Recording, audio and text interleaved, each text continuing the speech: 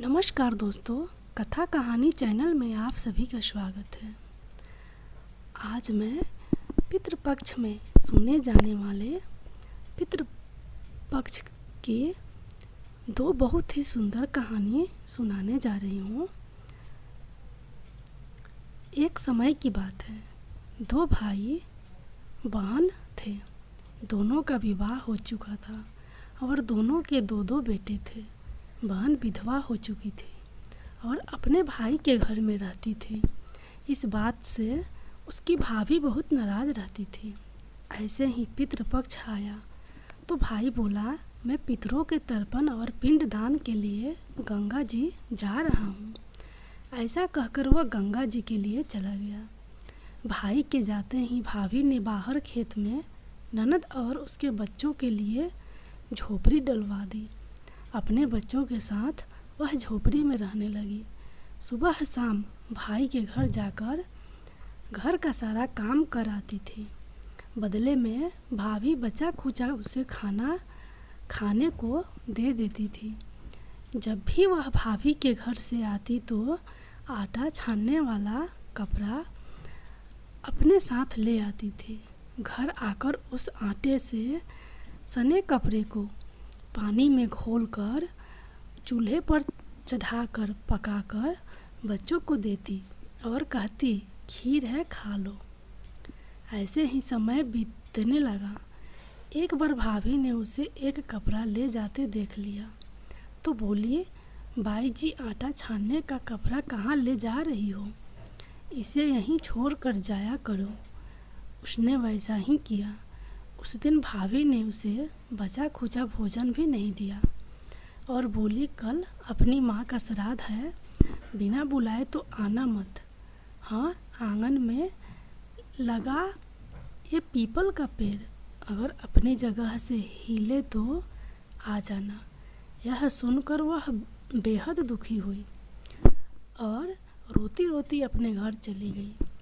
घर पहुँची तो बच्चे बोले, माँ भूख लगी है, कुछ खाने को दे दो।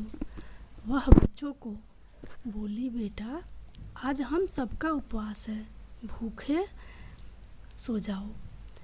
अगले ही दिन बच्चे बोले, मम्मी ने कहा था कि आज नानी का श्राद्ध है तो चलो। मामी ने कहा था कि आज नानी का श्राद्ध है तो चलो वहाँ चलते हैं।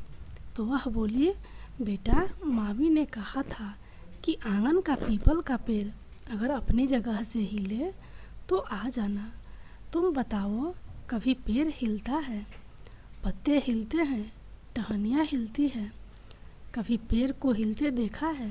उसने बच्चों को समझाया कि बिना बुलाए नहीं जाना चाहिए। शाम हुई तो उसके भतीजे आए और बोले, बुआ माँ ने भोजन भेजा है। उसने देखा तो भोजन के नाम पर 2 सूखी रोटियों के ऊपर थोड़े से चावल रखे थे। यह देखकर उसे बहुत क्रोध आया और अपने बच्चों से बोली, इसे झोपड़ी के ऊपर फेंक दो। और वह भूखे ही अपने बच्चों को लेकर सो गई। सारी रात गंगा माँ को याद करती रही और बोली, हे माँ, गंगा मेरे भाई की रक्षा करना, वो हमारी रक्षा करेगा। अगले दिन भाभी आई और बोली, बाई जी कल तुम्हारे पिता का श्राद्ध है, बिना बुलाए आना मत, लेकिन आंगन का पीपल का पेड़ हिले तो आ जाना। अगले दिन भी वे भाभी के घर भोजन के लिए नहीं गई। शाम को फिर उसके भतीजे आए और 2 सूखी रोटियां चावल के साथ दे गए। उसने फिर वह रोटी और चावल झोपड़ी के ऊपर फेंकवा दिए और भूखे ही बच्चों को लेकर सो गई और सारी रात रोती रही। माँ गंगा से प्रार्थना करती रही। इसी तरह पितृपक्ष के दिन 16 दिन बीत गए और उसका भाई वापस आया तो उसने देखा उसके घर के आंगन में कीचड़ ही कीचड़ भरा है। वो अपनी पत्नी से पूछने लगा, ये कैसा कीचड़ है? मेरी बहन और भांजे कहाँ हैं? तो उसकी पत्नी बोली, श्राद्ध के पूरे 16 दिनों तक मैंने तुम्हारी बहन और भांजों के पैर कच्चे दूध से धोए हैं, इसलिए यहाँ कीचड़ हो रहा है। तुम्हारे पीछे से मैंने उनकी खूब सेवा करी, खीर पूरी खिलाई, फिर भी वह मुझसे नाराज़ होकर खेत में झोपड़ी डालकर रह रही हैं। भाई खेत पर पहुंचा तो वह देखता है कि वहाँ कोई झोपड़ी नहीं थी। वहाँ एक आलीशान महल बना हुआ था, जिसके आंगन में उसके भतीजे खेल रहे थे। उसने जाकर अपनी बहन से कहा, बहन ये सब क्या है? तब उसने अपने भाई को सारी बात बताई और बोली, भाई जो तेरे आंगन में कीचड़ है वो कच्चे दूध से नहीं बल्कि भाभी के व्यवहार से, जो मैं दिन रात रोती थी, उन आंसुओं के कीचड़ हैं। माता पिता के श्राद्ध पर भाभी ने कहा, पीपल का पेड़ हिले तो आ जाना, बिना बुलाए मत आना। पीपल का पेड़ हिला नहीं तो हम गए नहीं। और शाम को उन्होंने 2 रोटी और चावल भिजवाए, जिससे गुस्से में मैंने झोपड़ी के ऊपर फेंक दिया। माता पिता के आशीर्वाद तेरे साथ और गंगा मैया की कृपा से ये सूखी रोटियां सोने में और चावल हीरे मोतियों में बदल गई, जिसके प्रभाव से ये सब हुआ है। भाई ने अपनी बहन से अपनी पत्नी की गलती की माफ़ी मांगी और घर चलने को कहा। तब बहन बोली, भैया गंगा मैया ने तेरी रक्षा करी, तू हमारी रक्षा करेगा, लेकिन अब हम यहीं रहेंगे। ये सुनकर भाई ने अपने माता पिता को याद किया और बोला, मेरे पितरों, जैसे मेरी बहन और भांजों की रक्षा करी, उनके दुख काटे, वैसे सबके काटना, सबकी रक्षा करना। कहानी को कहने वाले, सुनने वाले और हुंकार भरने वाले सब पर कृपा करना। इसी प्रकार एक दूसरी कथा भी है। जोगे तथा भोगे 2 भाई थे, दोनों अलग अलग रहते थे। जोगे धनी था और भोगे निर्धन। दोनों में परस्पर बड़ा प्रेम था। जोगे की पत्नी को धन का अभिमान था, किंतु भोगे की पत्नी बड़ी सरल हृदय थी। पितृपक्ष आने पर जोगे की पत्नी ने उससे पितरों का श्राद्ध करने के लिए कहा, तो जोगे इसे व्यर्थ का कार्य समझकर टालने की चेष्टा करने लगा, किंतु उसकी पत्नी समझती थी कि यदि ऐसा नहीं करेंगे तो लोग बातें बनाएंगे। फिर उसे अपने मायके वालों को दावत पर बुलाने और अपनी शान दिखाने का यह उचित अवसर लगा।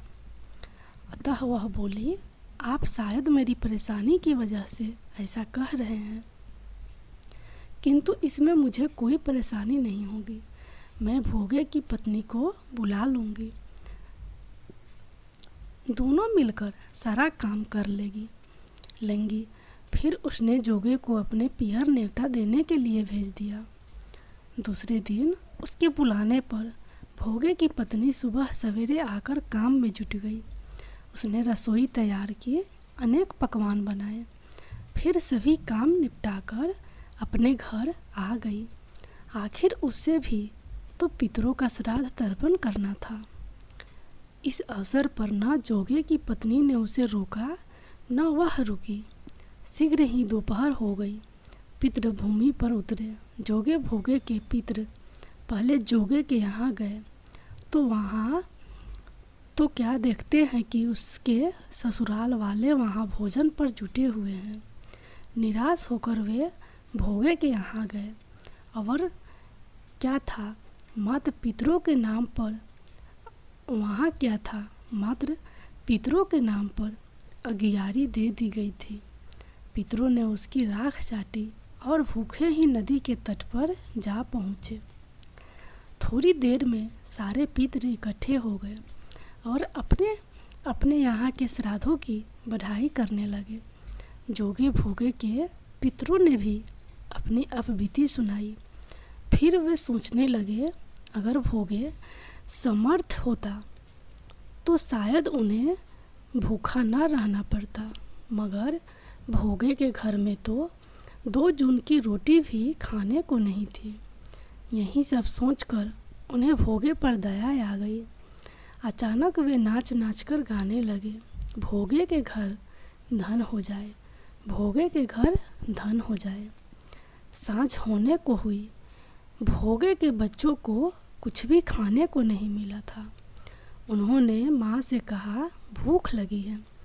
तब उन्हें टालने की गरज से भोगे की पत्नी ने कहा, जाओ आंगन में हौदी औंधी रखी है, उसे जाकर खोल लो और जो कुछ मिले बांट कर खा लेना। बच्चे वहाँ पहुँचे तो क्या देखते हैं कि हौदी मोहरों से भरी पड़ी है। वे दौड़े दौड़े माँ के पास पहुँचे और उसे सारी बातें बताई। आंगन में आकर भोगे की पत्नी ने यह सब कुछ देखा तो वह भी हैरान रह गई। इस प्रकार भोगे भी धनी हो गया, मगर धन पाकर वह घमंडी नहीं हुआ। दूसरे साल का प्रीत पक्ष आया। श्राद्ध के दिन भोगे की स्त्री ने 56 प्रकार के व्यंजन बनाए। ब्राह्मणों को बुलाकर श्राद्ध किया, भोजन कराया, दक्षिणा दी। जेठ जेठानी को सोने चांदी के बर्तनों से भोजन कराया। इससे पितृ बड़े प्रसन्न तथा तृप्त हुए।